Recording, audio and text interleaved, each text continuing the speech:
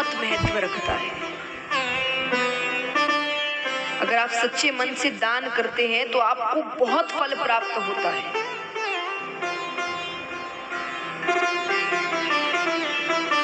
कल आपको बताया गया कि कलयुग में धर्म किस चीज से किया जाएगा? दान से। दान करने से हम आज के समय में धर्म को बचा कर रखते हैं। और देखिए, आप जितना दान करेंगे उतने पुण्य मिलेंगे। ऊपर जाने का मैंने कहा ना, कल के टिकट तैयार करना है, वो टिकट दान है, अच्छे कर्म है, सहायता करनी है लोगों की।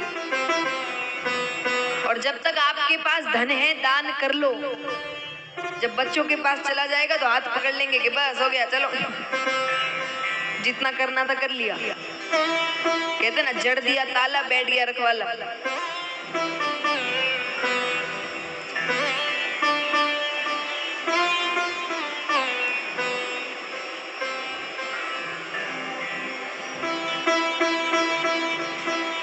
कथा के दौरान थोड़ा पीछे रखिए, उसकी आवाज से ध्यान भटकता है।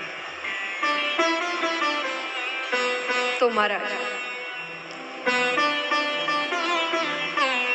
ये दान का महत्व है। और क्या पता आपको दान करता देख ऐसे संस्कार आपके बच्चों में भी आएंगे।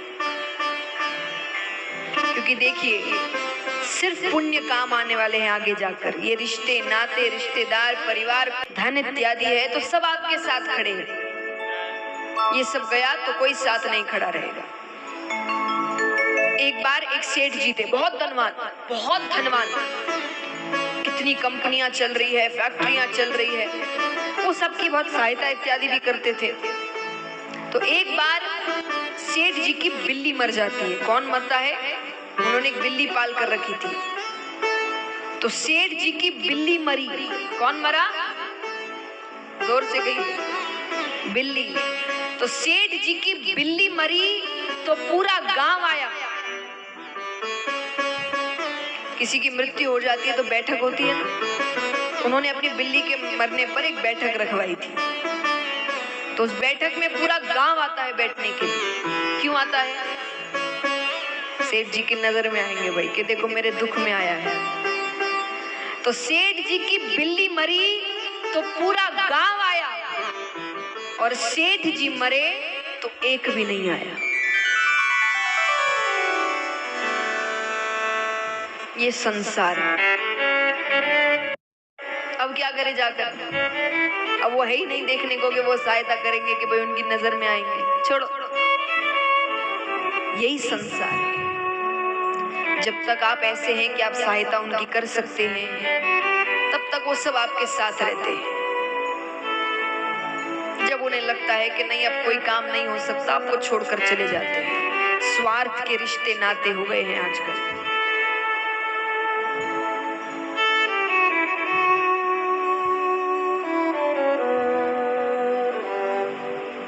वही हमारे साथ जाता है और वही देखकर भगवान हम पर कृपा करते हैं।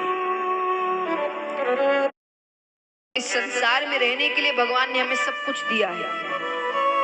घर दिए, परिवार दिया, रिश्तेदार दिए कि हमें कभी भी अकेला महसूस ना हो। लेकिन इसका मतलब ये नहीं कि हम इन सब के चक्कर में भगवान को भूल जाएं, क्योंकि ये सब अंत में आपका साथ नहीं देंगे। कई रिश्तेदार ऐसे होते हैं, किसी की मृत्यु हो जाए तो उस समय बड़ा रोते हैं, कहते हैं कि भाई उसे क्यों ले गए, उसके बदले हमको ले जाते। सच में उस समय यमराज नीचे आके बोले ठीक है नहीं ले जाऊंगा, चलो चलो। कितने जाने को तैयार होंगे? होगा कोई तैयार? सब बोलने की बातें होती है।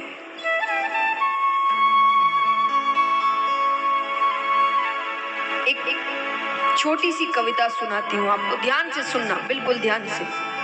कविता कहिए या गाना कहिए, सुना सभी ने होगा, पुराना है।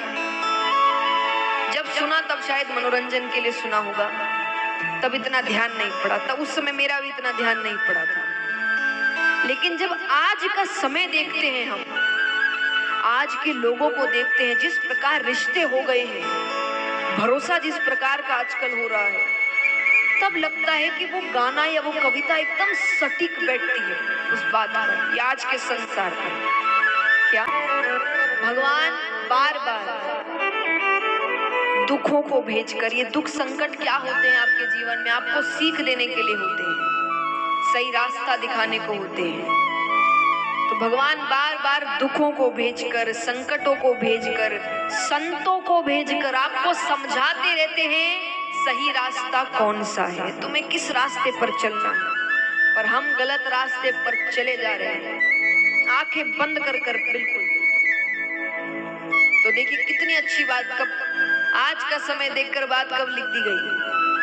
तो कहते हैं होगा मसीह है बातों का,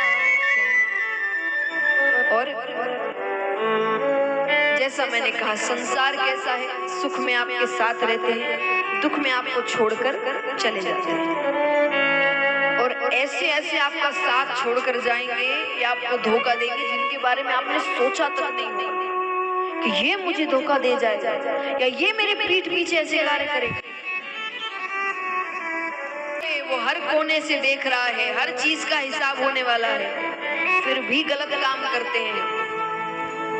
तो कि लोग कैसे हो गए आजकल, ये जानते हुए कि भगवान हर जगह है तो देते हैं भगवान को धोखा,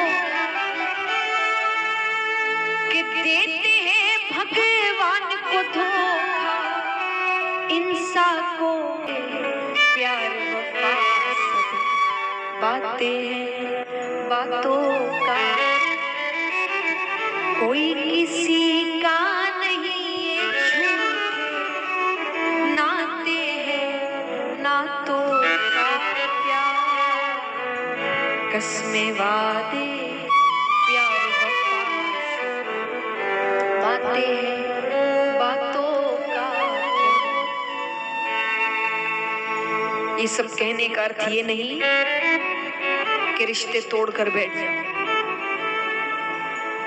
नहीं, जब गृहस्थ में रह रहे हैं सब निभाने पड़ते। भगवान कहते संसार में रहना गलत नहीं है, पर इसको सच मान के रहना गलत है। सबको पता है एक ना एक दिन मृत्यु आनी है, हर किसी की आनी है, लेकिन जब आती है तब कैसे अवाक रह जाते हैं, ये कैसे हो गया मतलब क्या पता नहीं था होने वाला है। भगवान कहेंगे मैंने हर बार बताया, मैंने तो कोई लिमिट दी नहीं है कि भाई 60-70 लेकर ही चलना, इतने तक ही मृत्यु आएगी। मैंने तो कहा है दूसरे पल क्या होगा तुम्हें नहीं पता, किसी पल कुछ भी हो सकता है तुम्हारे साथ। लेकिन हम कैसे चौंक जाते, ऐसे कैसे हो गया, ये कैसे हो गया, सब तो पता था होने वाला है। तो जब हम सच भूल जाते हैं ना तब ऐसा होता है। जब सच पता होता है, अब रिश्तों में बिल्कुल तरीके से मोह में पड़ गए हो, भरोसा कर लिया, फिर वो धोखा देगा तो रोने बैठ जाएंगे, जिंदगी खराब हो गई, बिखर गए, टूट गए, कुछ नहीं कर पा रहे। क्यों? पहले ही समझ लेते कि हर व्यक्ति एक ना एक दिन धोखा देगा। ये बात हमेशा याद रखना, इस दुनिया में हर व्यक्ति आपको एक ना एक बार धोखा देगा, हर व्यक्ति। लेकिन धोखा अलग अलग हो सकता है। कई बार आप सोचेंगे व्यक्ति खराब नहीं है तो उसका जीवन आपको धोखा दे जाए, बहुत प्रेम हो गया उससे, उसका अंत